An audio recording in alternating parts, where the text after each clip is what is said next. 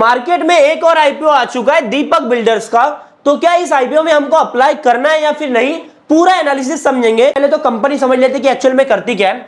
अब भाई builders company है तो भाई बिल्डिंग का काम करेंगी, बनाएंगी, लॉजिकली हमको ये समझ में आता है, ठीक है। अब ये बनाते क्या क्या है वो देख लेते हैं। सबसे पहले तो आप देखोगे, आप यहां पर देखो एडमिनिस्ट्रेटिव और इंस्टीट्यूशनल बिल्डिंग्स बनाते हैं, हॉस्पिटल और मेडिकल कॉलेजेस बनाते हैं, इंडस्ट्रियल बिल्डिंग्स बनाएंगे, हिस्टोरिकल मेमोरियल कॉम्प्लेक्सेस बनाएंगे, स्टेडियम और स्पोर्ट कॉम्प्लेक्सेस बनाएंगे, और भी काफी सारे आप इनके देख सकते हो, जैसे फ्लाईओवर्स हो गया, रेल अंडर ब्रिज हो गया, और साथ में आप रेलवे के भी काम देख सकते हो। ओवरऑल कंपनी का बिजनेस काफी ज्यादा फैला हुआ है। पर भाई किसी भी बिजनेस की वैल्यू उसके क्लाइंट से निकल के आती है। तो एक्चुअल में इसके पास में क्लाइंट्स कौन से हैं वो देख लेते हैं, ठीक है। अभी आप देख सकते हो सेंट्रल पीडब्ल्यूडी जो कि काफी बड़ा डिपार्टमेंट है। आप यहां पर देख सकते हो इंडियन रेलवे भी इसका क्लाइंट है, साथ में AIIMS new Delhi, Indian oil, और इसके साथ में लगभग काफी सारे स्टेट्स की पीडब्ल्यूडी भी इनके साथ में काम करती है। तो एक्चुअल बिजनेस का स्टैंडर्ड तो काफी बढ़िया दिखाई दे रहा है। अब देख लेते हैं आईपीओ की बेसिक डिटेल्स। तो आईपीओ ओपन हो चुका है भाई 21 अक्टूबर को, और ये क्लोज होने वाला है 23 अक्टूबर को, ठीक है।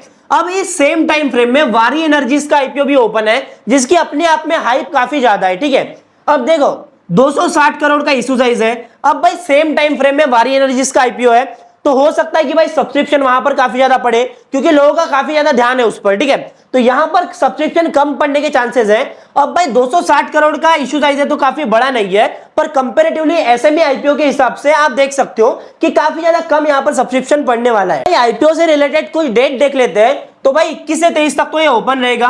24 तारीख को पता चल जाएगा कि अलॉटमेंट मिला है या फिर नहीं। अब भाई 25 तारीख को जिनको अलॉटमेंट नहीं मिला है उनको रिफंड मिलेगा, और भाई जिनको अलॉटमेंट मिल चुका है उनके डीमेट अकाउंट में शेयर्स मिल जाएंगे, ठीक है। अब इसकी लिस्टिंग होने वाली है भाई 28 अक्टूबर को, और ये सारा का सारा जो टाइम फ्रेम है ना, जो डेट्स का, ये सारा का सारा वारी एनर्जीज के लिए भी सेम ही है। तो रिटेल कोटा में आप कम से कम एक लॉट लगा सकते हो, अमाउंट लगेगा 14,800 रुपए का, और भाई मैक्सिमम लगा सकता है एज अ रिटेलर कोई भी तो 13 लॉट, जहां पर आपको 1,92,000 रुपए डालना पड़ेगा, ठीक है। अब भाई एचएनआई कैटेगरी की बात करें तो स्मॉल एचएनआई आपका रहता है भाई 2 लाख से 10 लाख के बीच में, और 10 लाख के ऊपर आप जाओगे तो बिग एचएनआई आ जाएगा। तो यहां पर आप लोग इस तरीके से आईपीओ में अप्लाई कर सकते हो। भाई अब एक्चुअल में बिजनेस के परफॉर्मेंस की, मतलब भाई कंपनी के फाइनेंशियल्स की बात करेंगे तो एक्चुअल में हमारे पास में डेटा है भाई 2021 से 2024 का, तो हम इसको पूरा क्लियरली समझेंगे, ठीक है। अब एक्चुअल में रेवेन्यू आप देखोगे 312 करोड़ का था, और यहां पर रेवेन्यू में ग्रोथ हमको देखने को मिली है, और भाई लगभग 3 साल में इन्होंने डबल तो नहीं किया है, पर भाई काफी अच्छा ग्रोथ माना जाता है, ठीक है। अब एक्चुअल में हम यहां पर मार्जिन्स की भी बात करेंगे तो 312 करोड़ के जो रेवेन्यू में इन्होंने 12 करोड़ का प्रॉफिट किया है, मतलब ये भाई लगभग 5% का इनका मार्जिन है। अब अगले साल यहां पर थोड़ा इंप्रूवमेंट देखने को मिला है, और सेम प्रोपोर्शन में यहां पर हमको प्रॉफिट आफ्टर टैक्स में भी इंप्रूवमेंट मिला है, ठीक है। तो 5% का ही मार्जिन लेके चलते हैं।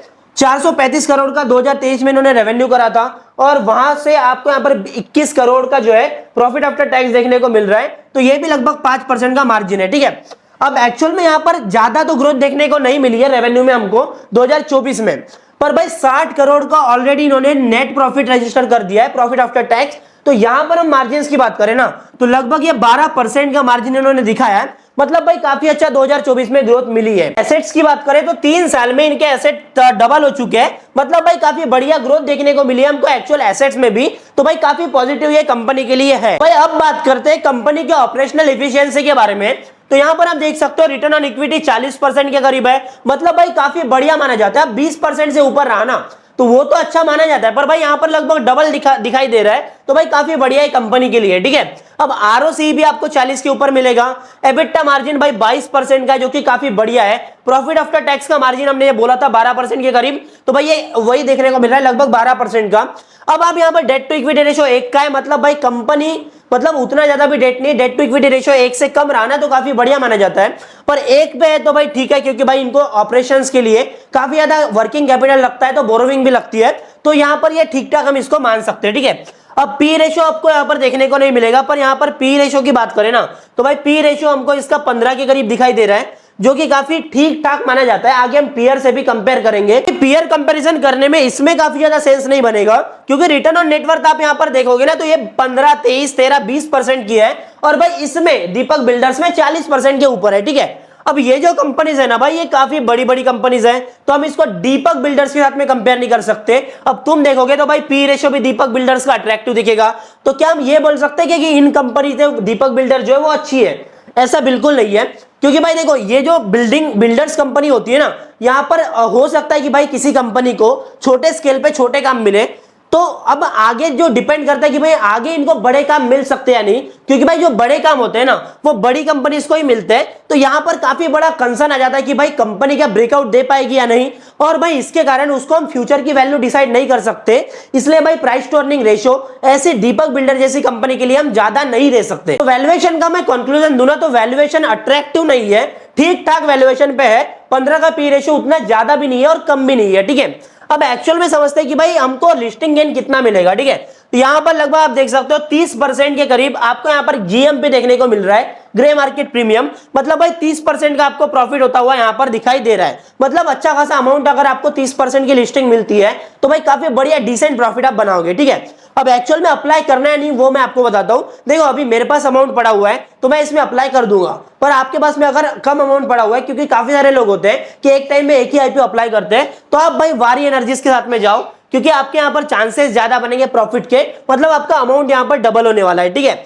अब एक्चुअल में आप एक चीज और कर सकते हो कि भाई अगर करने का आपके पास में जुगाड़ है तो भाई दोनों आईपीओ अप्लाई करो।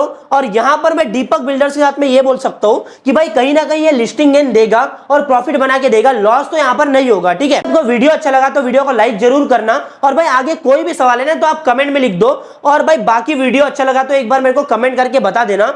और ऐसे ही वैल्यूएबल कंटेंट के लिए आप वेल्दी फाइट को सब्सक्राइब कर लो और इंस्टाग्राम पे फॉलो भी कर लो।